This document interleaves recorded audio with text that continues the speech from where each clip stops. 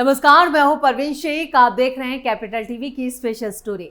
इस स्टोरी में विस्तार से बात करेंगे दिल्ली के सीएम अरविंद केजरीवाल के लिए मुसीबत बने उनके पीए की। कैसे उनका पीए राजनीति में बन गया केजरीवाल की परछाई। दरअसल स्वाति मालीवाल मारपीट मामले में मुख्य आरोपी विभव कुमार लंबे वक्त से अरविंद केजरीवाल की परछाई बनकर रह रहे हैं।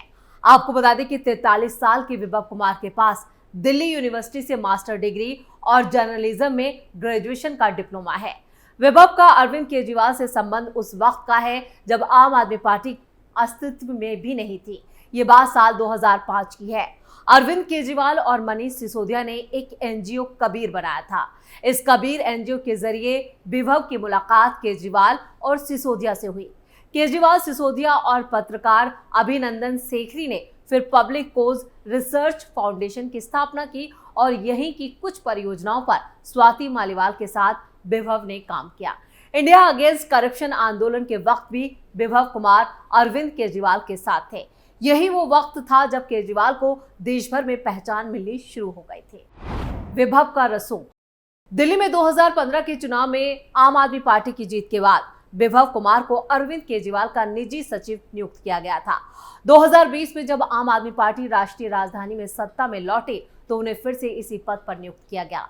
पर्दे के पीछे काम करने के लिए जाने जाने वाले विभव कुमार का प्रभाव इतना था कि कोई भी, चाहे वो मीडिया कर्मी हो या आम आदमी पार्टी का पदाधिकारी, अगर वो केजरीवाल से मिलना चाहता था तो उससे पहले विभव के पास जाना पड़ता था। वो केजरीवाल के सबसे भरोसेमंद सहयोगियों में से एक है और आम आदमी पार्टी की रणनीतियों को आकार देने में महत्वपूर्ण भूमिका निभाने के लिए जाना जाता है, जो अब सलाखों के पीछे है।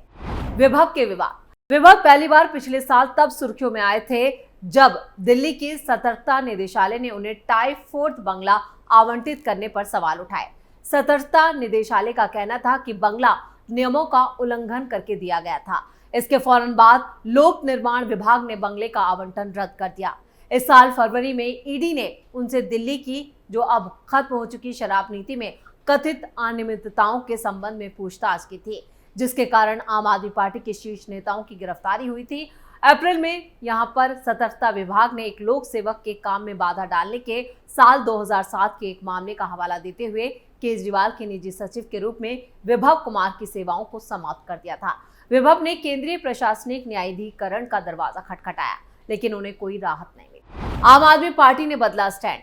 दिल्ली पुलिस ने अपने रिमांड नोट में सवाल उठाया है कि 13 मई को जब स्वाति मालीवाल पर कथित हमला हुआ तो विभव कुमार अपनी बर्खास्तगी के बावजूद मुख्यमंत्री अरविंद केजरीवाल के आवास पर क्यों थे। राज्यसभा सांसद और दिल्ली महिला आयोग की पूर्व अध्यक्ष मालीवाल ने विभव कुमार पर 13 मई को मुख्यमंत्री आवास में हमला करने का आरोप लगाया। विभव कुमार को इस मामले में गिरफ्तार कर लिया गया है और मौजूदा वक्त में वो पुलिस की हिरासत में है। आम आदमी पार्टी, जिसने पहले कहा था कि विभव कुमार ने स्वाति मालीवाल के साथ दुर्व्यवहार किया था और उसके खिलाफ सख्त कार्रवाई की जाएगी, अब कहा गया है कि उसकी सांसद स्वाति मालीवाल बीजेपी की साजिश का हिस्सा है। आम आदमी पार्टी नेता आतिशी मारलेना ने खुद मीडिया से बात करते हुए कहा, भाजपा के भ्रष्टाचार निरोधक ब्यूरो ने डीसीडब्ल्यू में संविदा कर्मचारियों के अवैध भर्ती के संबंध में स्वाति मालीवाल के खिलाफ मामला दर्ज किया है। एक आरोप पत्र दायर किया गया है और सजा का समय आ रहा है। हमारा मानना है कि स्वाति मालीवाल को इस मामले का उपयोग करके साजिश में शामिल किया गया है।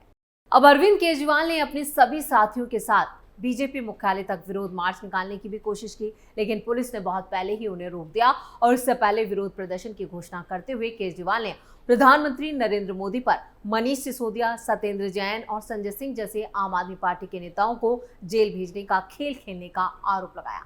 उन्होंने कहा कि वो हमारी पार्टी के पीछे पड़े हैं, हमारे नेताओं को एक के बाद एक जेल भेज रहे हैं। आज आपने मेरे पीए विभव कुमार को जेल भेज दिया। अब केजरीवाल ने स्वाति मालीवाल के मामले में अपनी चुप्पी तोड़ते हुए कहा है कि यह मारपीट सामने नहीं हुई। वहीं विभव की गिरफ्तारी से केजरीवाल बुरी तरह से घिर चुके हैं, जिसका नुकसान उन्हें दिल्ली के चुनावों में हो सकता है, क्योंकि चुनावी पंडित भी आकलन लगा रहे हैं कि केजरीवाल के जेल जाने के बाद जो सहानुभूति केजरीवाल के साथ थी वो स्वाति मालीवाल पिटाई कांड से खत्म हो चुकी है। इधर इसमें कोई दो राय नहीं है कि अरविंद केजरीवाल के निजी सचिव विभव कुमार उनके बहुत खास हैं। विभव मुख्यमंत्री केजरीवाल के कितने खास हैं, ये इससे समझ सकते हैं कि जेल जाने के बाद केजरीवाल ने जेल प्रशासन को मुलाकातियों की जो लिस्ट दी थी, उसमें केजरीवाल की पत्नी, बच्चे, माँ बाप के अलावा संदीप पाठक और विभव कुमार का नाम शामिल था। अरविंद केजरीवाल ने अपने किसी मंत्रिमंडल के साथी तक को तवज्जो नहीं दी, जबकि उनके पास अभी 4 और नाम देने के ऑप्शन थे। हालांकि पिछले महीने ही विभव कुमार को एक पुराने मामले में टर्मिनेट किया जा चुका है। माना जाता है कि अरविंद केजरीवाल की हर बात के वो राजदार हैं। उनके खिलाफ ईडी जांच चल रही है। विजिलेंस को भी दिल्ली जल बोर्ड में किसी पद पर ना होते हुए भी विभव कुमार को जल बोर्ड का फ्लैट अलॉट करने की शिकायत को सही पाया गया। 2017 में उनसे टैंकर घोटाले के मामले में भी पूछताछ हुई थी। विभव कुमार को साल 2007 के एक मामले में इसी साल 10 अप्रैल को बर्खास्त किया गया। विभव पर सरकारी काम में बाधा डालने का भी आरोप लगा था। शराब घोटाले में भी ईडी कई बार विभव कुमार से पूछताछ कर चुकी है। अब जबकि स्वाति मालीवाल ने गंभीर आरोप लगाए हैं, तो जाहिर है कि बहुत से गड़े मुर्दे उखड़ जाएंगे। आम आदमी पार्टी के विरोधियों के लिए बैठे बिठाए मुद्दे मिल गए हैं। क्या अपनी ही पार्टी में अकेले पड़ चुके हैं केजरीवाल? स्वाति मालीवाल की कमी खलेगी पार्टी को? क्या दिल्ली वाले इस बार केजरीवाल का देंगे साथ? जब से आम आदमी पार्टी का गठन हुआ है, तमाम नेताओं और अरविंद केजरीवाल के बेहद करीबियों ने पार्टी छोड़ी, पर उस वक्त केजरीवाल के सितारे जो थे वो गर्दिश में नहीं थे।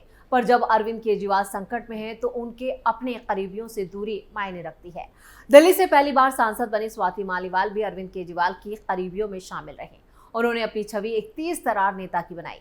आम आदमी पार्टी के नेता राघव चड्ढा की छवि भी ऐसी ही रही है।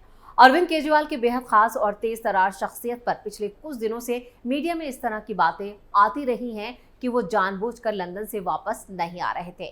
यही सब बातें स्वाति मालीवाल के बारे में भी कही जा रही थी, क्योंकि अरविंद केजरीवाल की गिरफ्तारी के वक्त मालीवाल अपनी बीमार बहन की देखभाल के लिए अमेरिका में थी।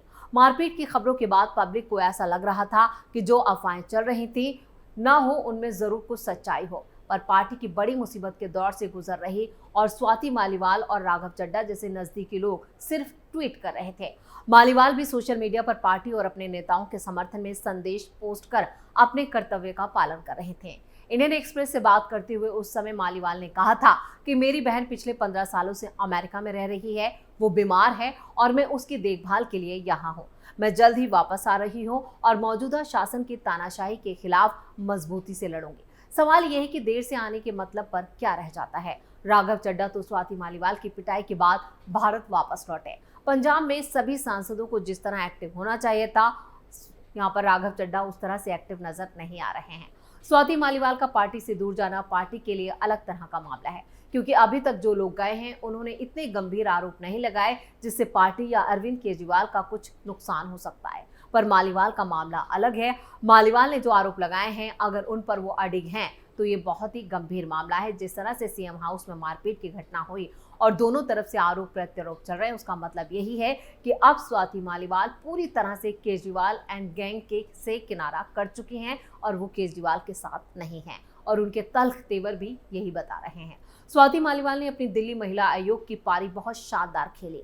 आम लोगों के बीच मालीवाल ने अपनी छवि बहुत अच्छी बनाई है। पार्टी को उनकी कमी तो खलेगी ही। अरविंद केजरीवाल पर महिला विरोधी होने के आरोप भी लगेंगे, जिसका खामियाजा दिल्ली चुनावों में केजरीवाल को भुगतना पड़ सकता है। स्वाति मालीवाल का कहना है कि वो यहाँ पर मारपीट की घटना के दौरान अरविंद केजरीवाल जो मुख्यमंत्री आवास में ही मौजूद थे, और अब अरविंद केजरीवाल ने भी अपनी मौजूदगी की बात जो है वो स्वीकारी थी, लेकिन अब कह रहे हैं कि वो मौकाए वारदात पर मौजूद नहीं थे। इस मामले में गिरफ्तार अरविंद केजरीवाल के पीए विभव कुमार की तरफ से भी पुलिस में शिकायत की गई, जिसमें दावा किया गया कि स्वाति मालीवाल जबरन मुख्यमंत्री आवास में घुसी थी और उन्हें रोकने पर धक्का मुक्की करने लगी, और उसके बाद क्या हुआ, जांच के जरिए वही सच सामने आना है। अरविंद केजरीवाल का कहना है कि इस मामले के 2 वर्जन हैं, मतलब एक वो वर्जन जो स्वाति मालीवाल की तरफ से आया है और दूसरा वो जो विभव कुमार की तरफ से आया है। अब तक घटनाक्रम से यही लगता है कि अरविंद केजरीवाल उस वर्जन से इत्तेफाक रखते हैं जो विभव कुमार वाला है। जाहिर है अरविंद केजरीवाल को उनके स्टाफ और सुरक्षा के लोगों ने भी घटना के बारे में बताया हुआ। हो सकता है वो सीसीटीवी फुटेज भी देखी हो। सारी बातें जानने के बाद अरविंद केजरीवाल ने अपनी एक राय बनाई होगी, लेकिन जो भी राय बनाई होगी उसमें स्वाति मालीवाल का पक्ष तो छूट ही गया होगा। अब तक की बातों से ऐसा नहीं लगता कि अरविंद केजरीवाल और स्वाति मालीवाल के बीच कोई बातचीत हुई हो।